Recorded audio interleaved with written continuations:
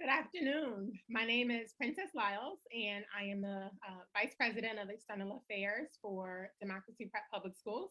We're so excited to have each of you here today for what to expect in kindergarten. Today we have Bryan Stroud, who is the principal of one of our elementary schools in Harlem, New York. We have Cassandra Horton, who is one of our kindergarten teachers in San Antonio, Texas. And we have Molly Means, who is one of our also one of our kindergarten teachers in Baton Rouge, Louisiana. So we hope to provide you with a number of perspectives this afternoon about what you should be thinking about and what you can expect in kindergarten. If you have any questions as we're going along, we want this to be as conversational as possible. So please feel free to put them in the chat and we will get to as many questions as we possibly can. Charlotte, you can take down our thing and we will get right to it. Princess, just letting you know your video isn't on. Sorry about that. Yes, now I am up. Sorry about that, folks. So good afternoon again. Again, Princess Lyles, Vice President of External Affairs. So good to be with each of you this afternoon. So let's get started with our panelists, which is the real meat of our conversation. So let's start with this. Tell us a little bit about yourselves. What brought you to education? How long have you been here? And what do you love about elementary education? Anyone can start. I'll go ahead and get the ball rolling. Good afternoon, everybody, and thank you so much for being here this afternoon, no matter what time it is where you are. My name is Bryan Stroud. I am the principal of Harlem Prep Elementary here in East Harlem, New York. I have been in education for 7 years, and this is my first year as principal, so what a great start to principalship, but I am definitely accepting it with open arms as well as open mindset, right? As far as education and my journey to this point, I began teaching with Teach for America in 2012 at Metro Atlanta. And then I made my way to New Orleans and I taught 3rd grade, 4th grade, and 5th grade. And then I ended up coaching math teachers from 3rd grade all the way through 8th grade. And then I made the move back to New York, where I'm originally from. So I worked with Democracy Prep and a program called Leader U here at Democracy Prep, in which I was provided not only skill sets and professional development on how to be the best leader that I can, but also immersed in the skill sets needed to teach kindergarten, 1st grade, 2nd grade, 3rd grade, 4th grade, 5th grade, also thinking about social emotional learning and all the other add-ons that come to being a teacher, because we know it's so much more than just ABC 1, 2, 3. And the work that we do is so important and so life-changing for not only our scholars, but for us as well. So that's me. And I look forward to dropping some gems for you guys and answering any questions that come our way. Thank you. Cassandra, can you go next? Yes. Hi, I'm Cassandra Horton. This is my 8th year teaching. I taught 5 years as a pre-K teacher, and this is going on my 3rd year here at Democracy Prep. I'm one of the founding teachers here in San Antonio, so it's been exciting, and I've been so blessed to be part of this organization. I have had the love for teaching since I was a little kid. I've come from a family of educators, and it's just something that grew on to me, and I love where I'm at, and kindergarten is the spot to be. So wonderful. Molly? I'll round us out here. Hi, I'm Molly Means. I am a kindergarten teacher currently in Baton Rouge. I have been teaching for 13 years.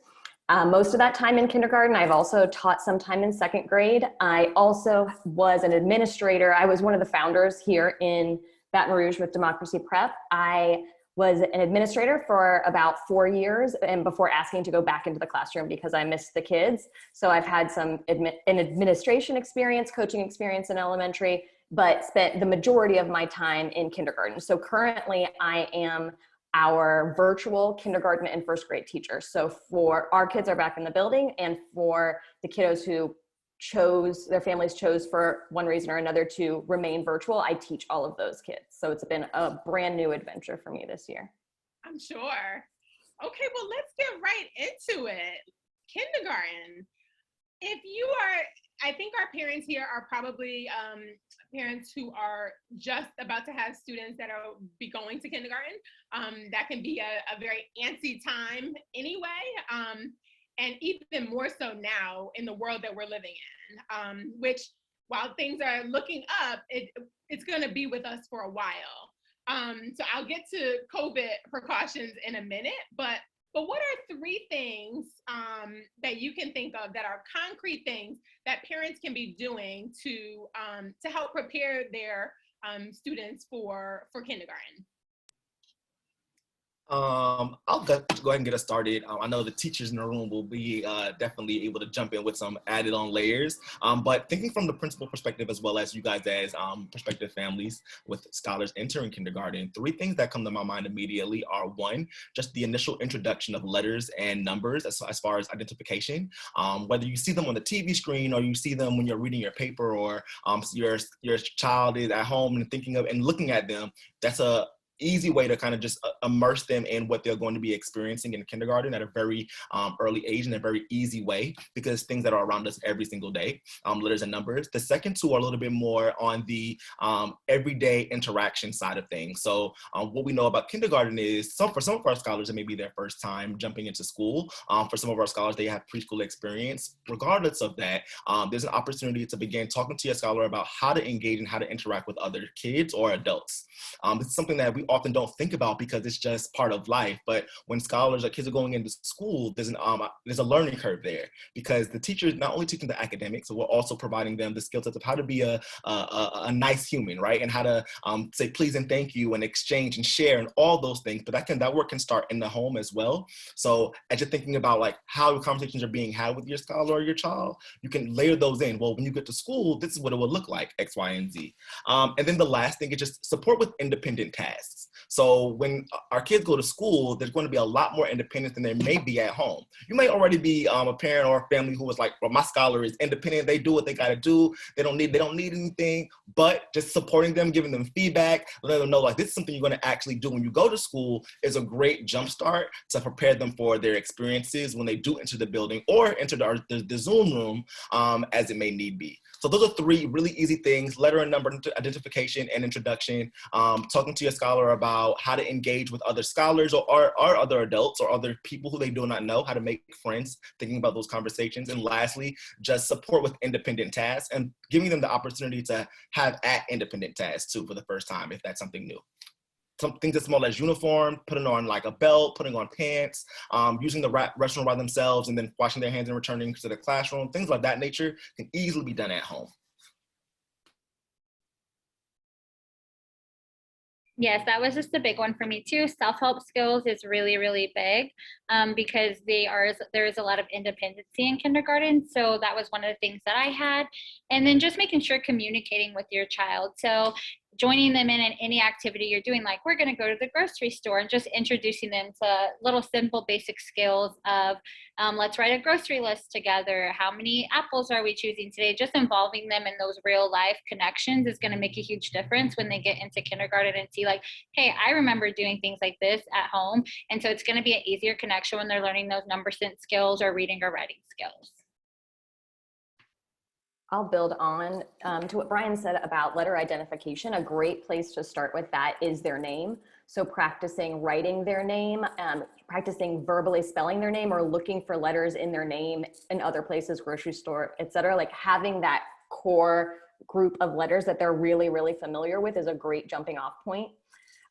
Also, building on to this, the being more independent is also building the self-advocacy, advocacy, thank you. Self-advocacy, so being able to ask for help, being able to explain what they need, because they're probably used to being one of one child, two child, three children at home, and they're now in a room one of 20. And so it might not be as obvious to the adults in the room when someone needs something, just because there are more children there. So having that ability and knowing how to ask for what they need is really, really wonderful skill to go into kindergarten with. And then finally, just asking them why questions every time you possibly can. If they ask you a question, before you answer, say, well, what do you think? Like, why is the sky blue? What do you think? Why did he do that? What do you think? I mean, the kiddos that I have seen be the best at critical thinking and at thinking outside the box are kids whose family are constantly putting questions back on them. What do you think? Why do you think that? And having them do that tricky thinking and really starting early, like having them try and explain things on their own. And just to build on to you, Molly, I'm so happy that you added that in. It also allows for scholars to build, or kids to build, this idea of explanation. Like, not only in the questions like this going to be asked to me at school, but now I can know how to explain myself in a way that I can not only let you know what I need, like Molly said, but also I can talk to my friends about something that I like, and that helps them with creating more groups of friends and things of that nature. So there's so many ways that leveraging those why questions could really help out you and your scholar at home. So I think you all touched on a really good point. And Bryan alluded to it, but if you could speak a little bit more, based on what you said, how is that going to help them when they get to the kindergarten classroom?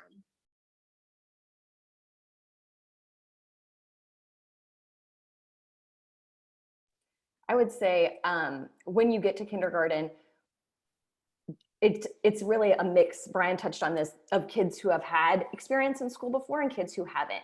And so any baseline of information they can come in with helps them have kind of a head start. If they come in with those letters that they know in their name, if they come in with having at least some type of familiarity with these letters, it can start clicking a lot faster, and you can start moving on to more complex skills, especially if they didn't have the opportunity to attend pre-K. Having that, it kind of brings them up to that level and gets them ready to start learning that kindergarten material. And then also, I think we've mostly kind of touched on the being able to advocate for themselves, just being in a new atmosphere with more children that they might not be familiar with, having to take turns, having to ask for what they need. It's just a new thing. And so any skills that you can equip them with before they're thrown into this really scary new atmosphere is great, because then they can figure out, okay, this is what they taught me, they prepared me for this opportunity, now I can use my skills. So this is a different world that we're going into, and it is nerve-wracking for parents to think of, like, not only am I possibly sending my child to school for the first time, but now we have masks and we have face shields. And my child is 5 or 6 years old. How do I get them acclimated to this? How do I get them ready for what they are going to encounter? If they, parents may have pulled students from preschool this year and just said, we're going to sit this year out. So they may have been home for a while as a result of COVID. What precautions would you say that parents could take, just thinking of how to be as safe as possible in this kind of like new world that we're in? Princess, that's a really, really good question, and one that I've had with a lot of families over the course of this year at different points. One thing I would just name is, to Cassandra's point, having conversations with your scholar, one about everything. And the reason why I say that is because it allows for them to normalize what's going on right now and not look at it as something, oh my gosh, this is a disaster. And there are a lot of negative aspects that came with where we are right now, but we're in it and we're navigating it, and schools as well as scholars are navigating, as well as families, as best possible. So letting your scholar know and having a conversation about, hey, so school is going to look a little bit like this. Scholars, a lot of your kids if they were not in preschool, have never experienced school. So it's not really a comparison, unless you're comparing it to what they may see on TV or on their TV shows or things of that nature. So one family I know I spoke with, she said she actually sat down with her and her daughter, and they watched a few TV shows that were about school. And they spoke about what would be different a little bit about school, but then also what would be the same. And I know that scholar came in ready and asking questions. Well, all right, I know in the TV show we did X, Y, and Z, but in here we're doing X, Y, and Z. So they were able to make those connections in that piece. So that really is a game changer, and just having those conversations. And also, to Molly's point, allows for that initial creation of explanation and for them to also advocate for what they need or what they may be concerned about. The second is just like regular mask use and mask wearing. I know here in our schools in NYC, and I'm sure at our schools as well, when we think about like what masks look like in the classroom, it is definitely something new and different for our scholars. And masks may not be worn in the home as often, and you may not leave the home as often. So practicing that mask use and talking to your scholar about why we have those masks and why they must stay on is really important, because when scholars understand the why, there's more of an understanding and ability to meet the expectation for all of our safety, as we know we're in this time right now. But I would say the last thing is like, if you have questions and you're thinking about, well, what does this look like? You're already doing the right thing by coming to a space like this and being able to ask the questions and reach out to the team, because we are a team. It's what I tell my families all the time. I'm sure in Baton Rouge and San Antonio, it's the same exact thing. Like, we are a team, and if we don't know, we're not able to support you as best as we know we can. So having those conversations and even asking for suggestions and things of that nature, many of my kindergarten teachers have been on the phone in the evening talking to families about, well, how can I explain X, Y, and Z to my scholar or to my siblings, because they're in a different situation. So those are some things that come to my mind as far as support and thinking about where we are right now. Yes, absolutely. And just to build a little bit on what Bryan said, was I'm in the world right now where I'm physically in person and also teaching virtually. And I just think it's very important to speak to your kids about the things they might see in school. Like, what do you do if you're in this certain situation? What if a friend comes too close? Just preparing them to use those words of like, remember, we have to leave space because of germs, or we can't touch each other right now. And we do a lot of practicing, like the correct way to wash your hands, the correct way to wear your mask, and why it's important. And why, and then I think they come to school and they might get scared of things they might see in the sense of, why is everyone checking my temperature every day? Why do I have these plastic things in between me? So just having those conversations and letting them know that we're doing this to keep you safe, and as well so you can get the education you need, whether it's virtually or in person. Yeah. Oh, Molly, did you want to add? Yeah, just a few things. We have had our kindergarten and first grade scholars back for a number of months now, and I was very nervous going into it. I thought, oh, it could be this or this, or this is going to be a disaster. It was beautiful the way that they adapted. I mean, they're just like, okay, this is what we do. And I think it's really a opportune time, like having a kindergartner going into school, like you touched on, Bryan, like this is actually the best time to be having this situation. Way easier than third graders who have already experienced a few years in the other way. So going into kindergarten, like most of them, they just come in, they do it. They're like, oh, okay, this is the procedure. This is what we do. And so it's just been really heartening. Like I was seeing all these horrible things that could go wrong, and none of them did. Like they just really adapted so well. A couple of just super concrete things you can do, building off of what Cassandra said, like teaching them when you're washing your hands, like go around the wrist, do scissors like this, scratch itchy palms like this to clean under your nails, like teaching them a really like the fun little ways to wash your hands correctly. And then also send a spare mask. They sneeze, they drool, they chew on things, like it just tends to get kind of yucky. So having another option. Also, slightly unrelated to this, send an extra pair of clothes in their book sack. It's just so helpful, not just in COVID time, like anytime to have that there. If they have an accident, if they get messy, it's so great to have something they don't have to be embarrassed, just there and they're prepared. Good, thank you. Definitely things that I wouldn't necessarily think of, but it's funny, I have a third grader and she wears the same mask all day, and when she comes home, it's soaked. And I'm like, oh my goodness, you wouldn't think about it, but I'm not having to have on a mask all day long. So it is something definitely to think about. Let's talk a little bit about social emotional learning. It's a little bit of a buzzword these days. And I'll say definitely probably as a result of COVID, but kids have been a little bit in shell shock from being home so much. How important is social emotional learning generally and especially now?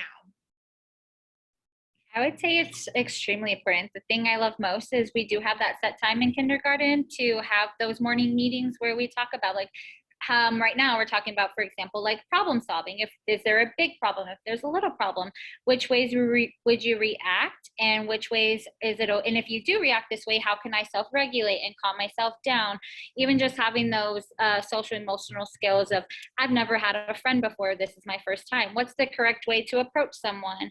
What is personal space? So it just goes into a lot of getting to know not just themselves but others, and how to start showing respect at a young age, and how to show kindness and cooperation.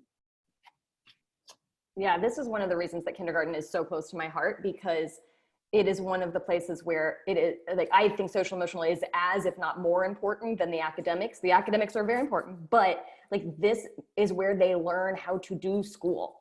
And if you have a strong do social interactions, like all of that, if you have a strong building in that in kindergarten, you're going to be so much more successful, like not even counting the academics. Academics are great and important, but if you have those skills of, oh, I can sit, I can listen, I can raise my hand, I can interact with friends, like it's just setting them up to be so successful. And there are so many amazing and quick and easy tools that we can teach. I don't know, I'll give specific examples later, I think, but there are a lot of really specific things that you can do that you might not think of that helps them. So an example, we do something called a bug and a wish. And so if someone is bothering you, you teach them to say, it bugs me when you interrupt me, or it bugs me when you step on my toes. I wish you would watch where you're going. Mostly they say, I wish you would not do that. But just little frames like that, and teaching them, like, so often right now, developmentally, kindergartners are so insular. Like, they know themselves really well, and they're only starting to really become aware of everyone else.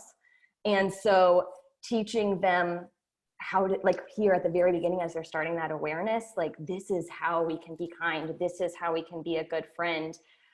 Like, oh, that person bumped into you. You don't need to go super, super angry, because it's probably an accident. And let me teach you about what an accident is and what you could do when you have an accident and when you hurt someone by accident. Like, it's just, I could talk forever about it because it's so, so important. And I think Molly hit the nail on the head. When we speak about social emotional learning, the way I look at it is humanism. Like, when we think about kids are people, right? And we so often put kids in this bucket of like, oh, well, they actually can't do X, Y, and Z, or they don't need to know X, Y, and Z. But these are the things that really help them lay the foundation that they build on throughout their educational journey. I just want to put a name to some of the actions you see us doing here, so you don't think we're up here like crazy people. When you see us doing this means that we agree with each other. It's called a brain match. And you see me, I'm always doing this, silent excitement. That means just where excitement, I agree, I'm happy about it, just shouting it out. So just so you guys know, I'm not crazy. That's just a little bit what I'm giving you.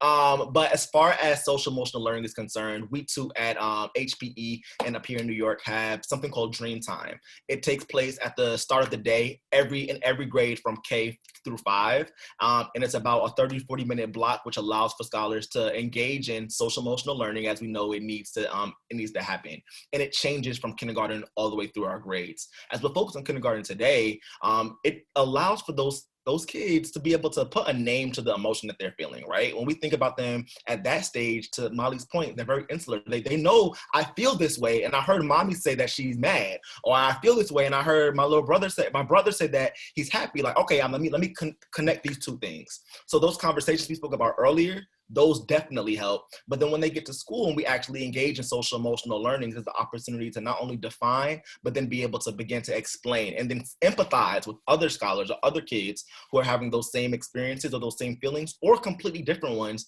that we have not seen. And kids then learn from each other. They're so impressionable, specifically our kindergartners. So the way that you respond, the way you interact with them, as well as us as teachers and educators, but then also their classmates, are all aspects of social emotional learning. So the way we look at it within our schools, specifically our elementary schools, is it's a teachable moment whenever something happens. So yes, we have these blocks, but social emotional learning is so important that it's layered throughout the entirety and the infrastructure of the day, because it needs to be and it has to be. Social emotional learning comes before management. It comes before making sure kids are learning, because if kids don't know how they feel and they can't understand, they can explain that, then we're actually not doing our job as educators. So like Molly said, I think it is as important or more than the academics, because we do know it is an added layer there. Wonderful. Thank you so much. So first, I want to get a little bit of interaction from our audience. So if you could just drop in the chat where you are joining us from, that would be amazing. And I see that we have a few questions that have come in the Q&A section. So we will definitely get to those. But yeah, if you could just put in the chat where you're calling from, that would be really amazing, just to see where everyone is from. And then another question I have here is, what should parents be looking for in a kindergarten curriculum?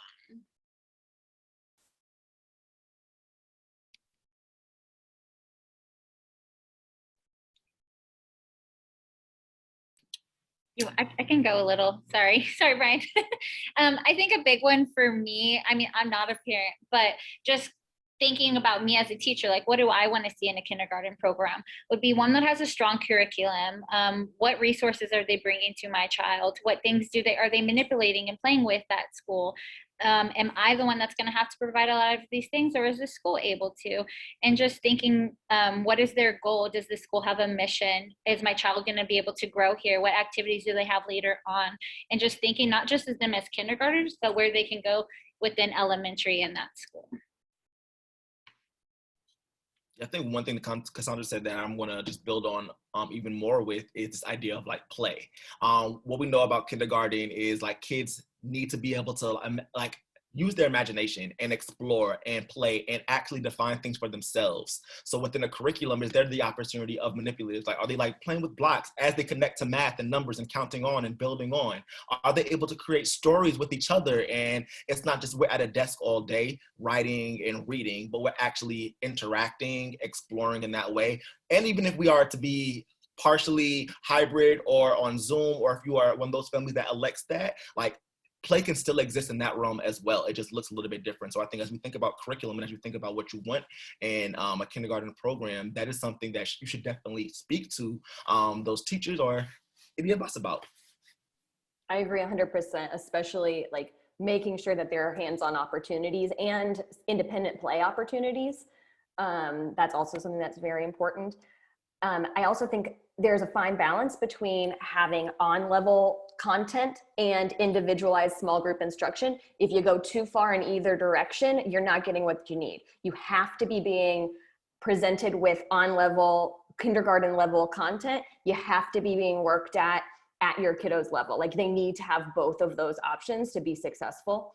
And then also just personally, I think asking anywhere that you're going or looking into, asking them their philosophy around phonics. What is your phonics curriculum? What is your philosophy around phonics? Because that is one of the pretty serious building blocks in kindergarten, and they need to know. Like, they need to know about it. They need to be able to explain it. There are other options. There are options that are not necessarily one better than the other. They just need to have one and know how to teach it. One thing that Molly just spoke on as far as phonics that is so important is what is the philosophy on phonics? Yes, but also thinking about phonics, what is the school offering to you as a parent to support you with your scholar at home, right? Like, you thinking about like this work, and I know a lot of y'all like, hey, we're trying to send them to school because we've been teaching them all year. I know how it's been this year for sure, but like I said earlier, we are truly a team when it comes to bringing our scholars up, and what works at school may need to work at home or may need to look a little bit different. So you being able to have that connection or those resources from the school to be able to support your child with what they're learning at home is just as strong and important, and something that I would definitely look for in a kindergarten program. A question has come up from a parent about what do I need to do with my 4-year-old to start thinking about math skills? How can we help prepare them for what they will see when they get to kindergarten? And they mentioned specifically, are we talking about looking at money? So maybe some coins. Are we talking about like looking at the clock? What are some tangible things? I came off mute early because I wanted to jump on this one. I like really giving them a strong building in the numbers 1 to 10. Because kindergarten, we've tackled a 20, but we hope that they can come in, like if you look at the Common Core for pre-K, they want them to be really familiar with the numbers 1 through 10. And so counting to 10 looking at the number out of order and being able to tell you the name of that number, and counting sets of something. So giving them buttons or beads and saying, show me 7, or showing them a flashcard that says 6 and saying, count out this many. Put some things in a cups, shake it up, dump it out, count how many there are, how many went, like if you draw a circle on a piece of paper, dump them in, how many are inside the circle, how many are outside of the circle, how many all together, because that starts being able to break down numbers, which then leads to addition, subtraction, etc. So really, I would say spend the majority of your time getting them super comfortable. Start 1 through 5. When they're really pretty comfortable with 1 through 5, move into 1 to 10. I mean, it doesn't hurt to talk about money, but that usually doesn't come in until like 1st grade. You really jump into it more in 2nd grade. So that those basic numbers, also just like those super basic shapes, square, circle, triangle, just being able to tell you what it is. But to me, that basic number sense is the most important thing.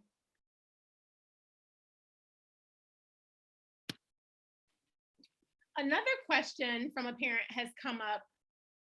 We're representing a few different places here. So what do you, if you had to guess in your wildest dreams, what next year will look like in terms of being more normal, based on what you've seen this year, what do you project that a school looking like next year? I'm sorry, I know that's like a little bit looking in, in a bowl, but when it's on the spot, Princess. Yeah, I know. No, Bobby, more than as best as we can. Yes, for sure. One thing that I will say is what we've been able to do at HPE, I can only speak for my campus right now, is create as normal of an experience as possible, which means like there is still an opportunity for scholars to watch their wiggle break and be at their seats and actually engage in that way. We are still doing small group learning. It just looks a little bit different. We may not have 5 kids at the kidney table. There might actually be 2 kids at the kidney table, and the teacher is a little bit socially distant behind. So like the things that were happening before are still happening. There are some aspects of things that we definitely want to make sure that we can integrate into our curriculum, our day as they once were. Things such as like true formalized recess and what it once was, and things like carpet time where scholars are able to like engage and interact in that way. And those are things we just don't know yet because of general safety guidelines. But as far as what the day looks like and what scholars will be able to experience next year, I can only foresee that moving forward as far as number of scholars in the classroom, as well as the flexibility that we have as a school to provide some of those normal brick and mortar or in-building experiences. Now, I know that you probably were like, Mr. Stroud, that did not give me the answer I wanted, but hopefully to give you a little bit of insight into what next year could look like, as we're all just kind of waiting and seeing what kind of formulates.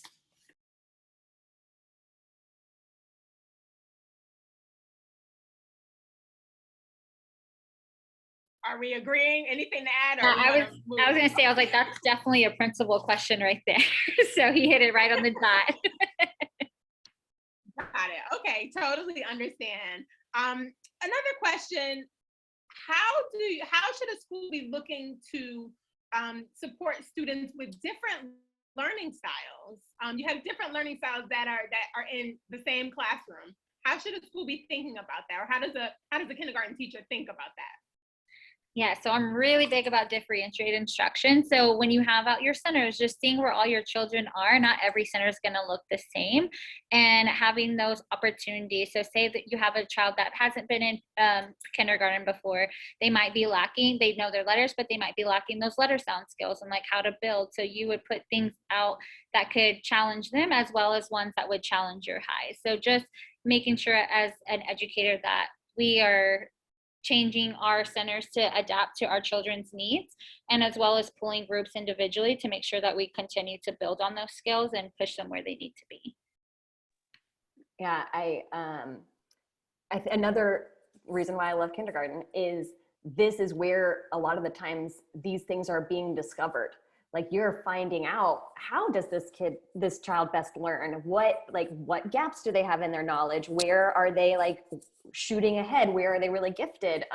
So it's really interesting and exciting to get to know the kids individually. And one of the great things about kindergarten is that you have those small group opportunities to see, oh, okay, they are really picking this up when they write it down. They're really picking this up when they see a video on it or when they do a hands-on experience.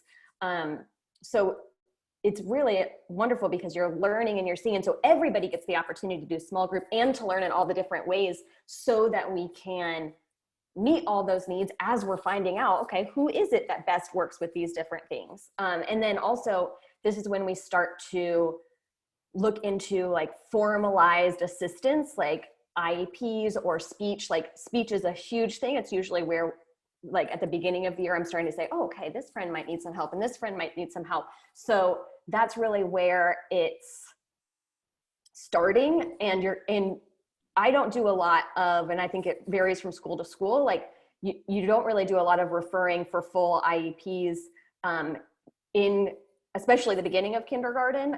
But sometimes kiddos come in with IEPs, which is fantastic because we know where we can start from jump, but it's kind of a year of figuring out what works best for people and trying to find what is their preferred learning method. And I would say that just being open to your teacher, like if the teacher says, hey, why don't we try this with this person, with your kiddo? Why don't we try some speech? Why don't we try this? Like, it's really a great time to experiment and try different ways of learning and different things to see what helps best. And also just making sure that the school that you choose has either contracts with or employs occupational therapists, speech therapists, like has those opportunities if something comes up and your kiddo does need those services. And just to build on a little bit there, thank you, Cassandra and Molly. Y'all are the goats. I appreciate y'all. Thinking about all scholars, it's one of our pillars on Democracy Prep overall, like the true belief and understanding that like all scholars are able, and all scholars means that some scholars may need something a little bit additional or something different, right? To Cassandra's point of differentiation. So there's a lot of assessing in kindergarten, to Molly's point, a lot of gathering of data to make sure that we're making the most informed decisions for what scholars need. But we also ensure that that scholars in the classroom understand and know and accept that there are differences within this classroom too. And that's a conversation that comes from our teachers and from us as a school as well, because I did see somebody in the chat just adding like, well, how do we make sure that scholars don't feel like ostracized or feel like they're being left out or feel like they are being targeted? That's a conversation that we have within our culture, and let our scholars know, hey, everybody needs something a little bit different. We all have this goal and we can all get there, but we all want to work together in a different way to make sure we get there, right? And same thing goes with those scholars who do require speech or do require anything additional in that way. Also, just want to layer in English language learners. So we know in kindergarten, we definitely have some scholars who may come in not having English as their preferred language or their first language. So that is something we can identify early on, and then also placing those supports accordingly to best support that family and that scholar. All of our schools, also most of our schools have an L coordinator. That's the ELL coordinator, and they will ensure that that scholar gets that additional support as they need to still hit on those grade level or those kindergarten expectations, but also get support with their English transition also if that is a need that comes up. So through and through, differentiation is essential in the kindergarten classroom, as it is in every classroom, but specifically in kindergarten, because to our point earlier, we know that your scholars are coming from different locations, maybe from home, maybe from preschool, maybe from homeschooling, or like what you were doing at home previously. So we definitely respond to that as we need and as we should. So I'm speaking as a parent. I have two beautiful daughters. Learning that your child needs extra assistance can be a tough pill to swallow. Again, this is kindergarten, so this is likely the first time that you may be hearing this. Can you talk me through, how do you have conversations like that with parents? And how can you make sure that parents are kind of like ready to receive this information? Go ahead, Cassandra. Sorry. I would just say the big one is, starting from the very beginning of building that strong relationship with the parent and letting them know, like, not only you, like, I know Princess and I talked about this in our meeting that we had last week, but it just opened my eyes. It's just not you being the goal setter, but also letting the parent be the goal setter for your child. Like, what do you want them to see? Like, this is where we need to be. What is one thing you want to work on? And just keeping up that communication with them, saying, this is where we need to be. I'm not seeing this right now. And just how can we work together and making it a team effort, instead of making a parent feel like they're not doing something right. Just working together from the very beginning, I think, is the biggest thing, and how you'll see that success later on. Yeah, agreed. The only thing I would add in is, like, there's this idea of we want to create this idea of team from the jump, because it cannot just be the school. And as you guys know, it can't just be you at home either, right? So it has to be we. And when it becomes we, then nothing is in the dark. Your scholars' performance, their growth, how they are progressing or not progressing, for if that is the case, should be something that is in constant communication with you, so it's not a surprise. And when it does get hard, and sometimes it will, I'm not even gonna say sometimes, and it will get hard. As we all know, learning is a learning curve, and specifically kindergarten for the first time is something to experience. But I think as we continue to, like, be on the same page and have the communication, and then also just, like, let you know ahead of time what the benchmarks are, what scholars should be performing, what level they should be performing at what point in the year, then there's more ease of the understanding. And when it does get hard, we're also here to make sure we have those conversations and help you out as well. So all goes back to the idea of team efforts and knowing that school is a place where things happen, but at the end of the day, success and learning is what is at our core. Yeah, and a few things to add on. Making sure that things are rooted in data and growth. And so saying like kind of taking the personal out of it and saying, like, this is where the kiddo was, this is where they are now, this is the growth they've made, this is where we would want them to be. And so when it's rooted in the data and rooted in just what have we seen, they knew 4 letters, now they know 10. In order to be on track to be on level, they would need to know 18 right now. So here's what I've seen that works. What have you seen that works?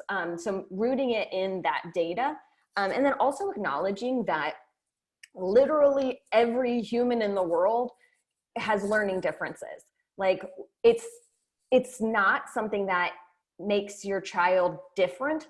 It's just, it might be that we actually have identified a way to assist your child with their specific learning difference, but I have a learning difference and maybe I have this other thing that outside, like, it's just everyone is finding ways to address their learning differences in life.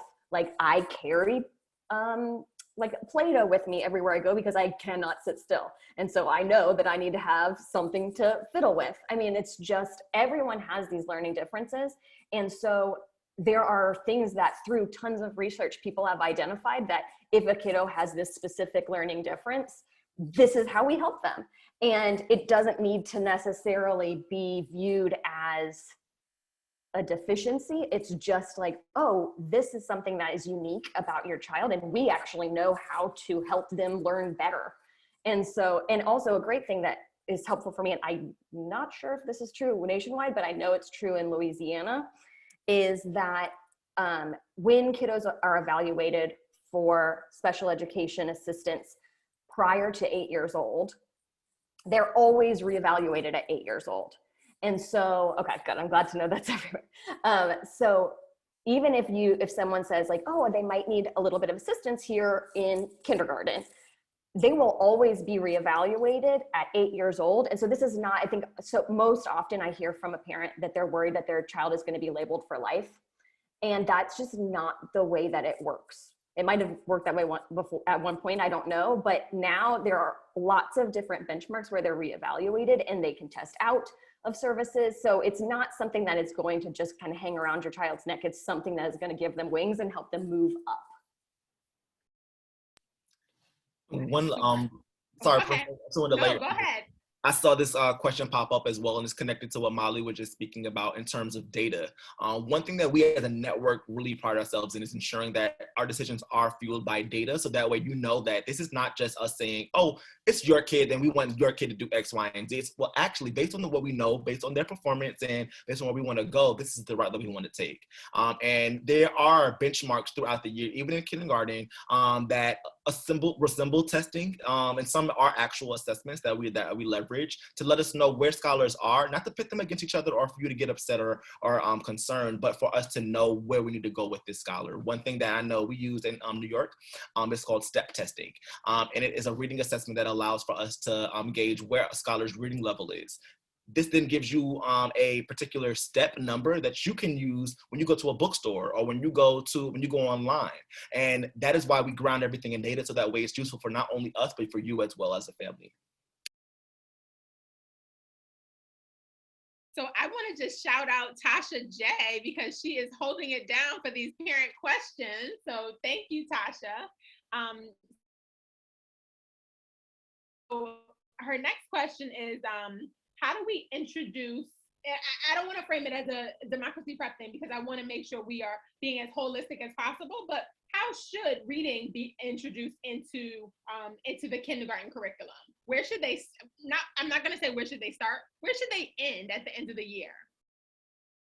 Yeah, so I think the way reading just gets introduced in general is just reading to them, and then having those shared reading opportunities, having your classroom full of resources with letters and how they connect to reading. Another one is doing phonemic awareness. So how are they manipulating those sounds that they hear? And by the end of kindergarten, we would like for them to be on a level C. That would be ideal. So it's just having those sight word routines, and how is my child recognizing these sight words? And Molly, you can go ahead and build on those skills. She's the expert. Yeah, I think it's two sides. One side is building a love of books and reading in your child, and reading to your child, reading more complex stories than they would be able to read on their own, and asking them questions about it.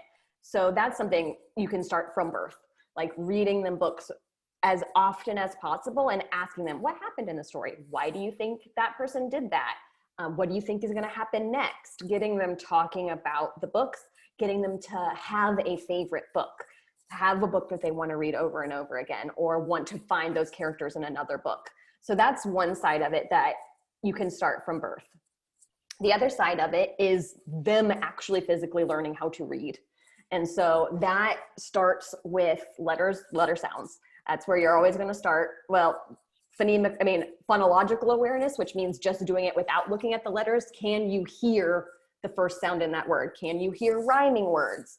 So first you can do it without even looking at letters. Then you're going to start looking at the letters, learning the letter sounds. Then you're going to start combining those letters, either through sounding things out or through sight words, or both. So that's one place where the two different phonics kind of options can diverge, and both in terms of research, both are effective. So there's one side, which is like you're learning all the letters and the phonemes, and you're putting those together to sound out a word, and you say all the little sounds. The other is you're learning a bank of sight words, and then using those sight words that you know to help identify other words. And so both of those are great options. I'm probably getting too technical because I nerd out about this. But by the end of the year, you want them definitely to know a lot of sight words, as many sight words as possible. You want them to be able to identify the beginning sound in a word and look at a word and say, oh, okay, if that page said the dog is blue. This page says the dog is. Now this is r, and I look at the picture, it's a red dog, the dog is red. So using those sounds and the picture together, thinking, does that make sense? And then depending on the phonics path that they're on, sounding out those consonant, vowel, consonant words as well. Please tell me if I got a little too jargony, because I can explain things if it didn't make sense. I think we're good. All right, so we're coming up on a little bit up on our time, but so I would just say of all the things that we talked about, again, we're talking to our parents who are prospective kindergarten parents, and we'll have students in school in September. So they still have a little bit of time. What is like one last piece of advice that you would give to our parents that they should be thinking about or in preparation, something that we might not have touched on thus far? One thing that comes to my mind that you can do right now when you hop off this call, it's more of a mindset thing, right? So we mentioned half of it earlier. Have conversations with your child. Talk about the day. Read to them. Talk about like what they're experiencing. If they're excited about school, what are they excited about? Those conversations just go such a long way. And we see them in the classroom when we are teaching, and they're able to make so many connections. And then the second hand of that, it's don't project onto your scholar either. So when I say that, something in mind along the lines of like, this is a difficult thing. I have seen many of parents send their scholars off to kindergarten and are like sad and concerned and definitely scared and frightened. You are validated in feeling those things for sure. But when the time comes, you also want to make sure your scholar has their own experience and can actually dive in and make those connections. And some of them will cry and some of them will be a little bit sad. But just having that top of mind is something that I know a lot of families have shared with me, that they're like, I kind of wish I would have did it around this way, or I would have took this approach in bringing them to school. So those conversations and actualizing and acknowledging that the scholar can really create and should be creating their own experiences as they begin this journey are two things that I'm going to leave you guys with.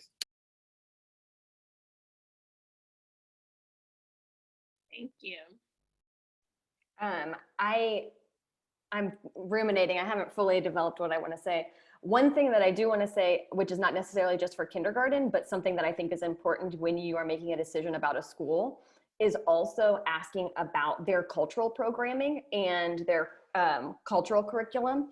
That's something that I think you don't necessarily find in schools. That's something that I think Democracy Prep is very strong in.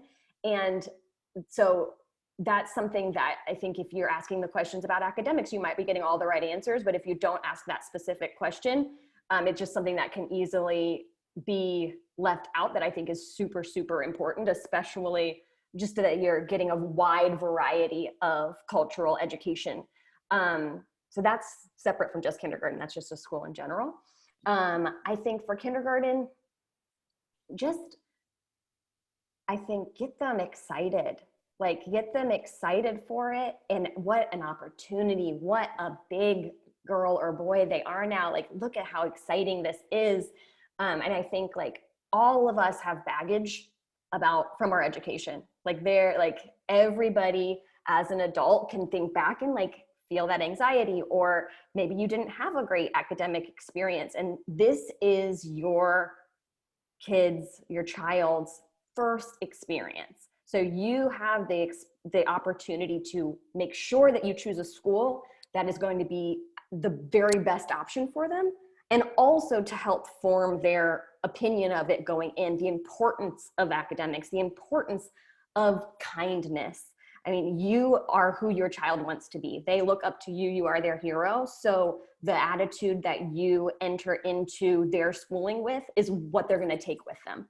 And so I think we've talked a lot about working in partnership as a school, like being able to build that relationship with the family and like talking to your kids like, oh yeah, I talked to Miss Means this afternoon. We're a team. And so if anything happens, I'm going to find out. Or when you do a great job, I find out and I know about it. And so making sure that they feel that teamwork and that there are all these grownups in all aspects of their life that are working to give them the best experience and like super invested in their growth. Thank you. Cassandra, anything you would add there? Or they all did an amazing job. Yeah. And I agree. Yes. Thank you. Well, parents, I hope you were able to take something from our time together. I am so super thankful to all of our panelists this afternoon. This has been great. I know that as a parent, I have taken a few notes myself. So I hope that you are all able to take something away. And we look forward to having more conversations like this. Thank you so, so much for joining us. And we look forward to doing it again soon. Have a good afternoon.